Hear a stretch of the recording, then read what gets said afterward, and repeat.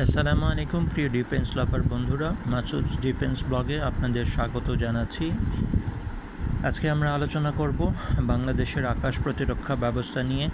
আপনারা জানেন বাংলাদেশের আকাশ প্রতিরক্ষা ব্যবস্থা অত্যন্ত দুর্বল।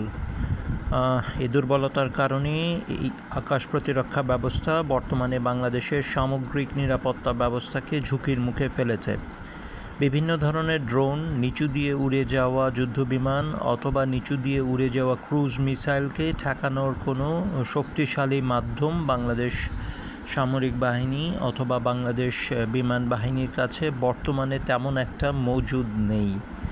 এমত অবস্থায় সারা দুনিয়াতে সবচেয়ে বেশি সমাদৃত এয়ার ডিফেন্স আর্টিলারি নামে পরিচিত GDF-009 এয়ার ডিফেন্স আর্টিলারির কথা আমরা স্মরণ করতে চাই। সারা পৃথিবীতেই অন্যতম শ্রেষ্ঠ এয়ার ডিফেন্স আর্টিলারি হিসাবে অর্লিকন GDF-009 অত্যন্ত সুনামের সাথে ব্যবহৃত হয়ে আসছে।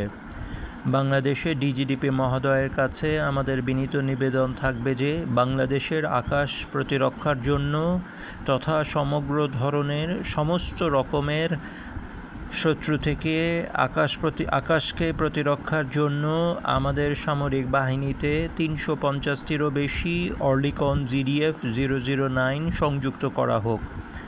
সবাইকে নিরন্তর ভালোবাসা জানাচ্ছি। আসসালামু আলাইকুম ওয়া রাহমাতুল্লাহ।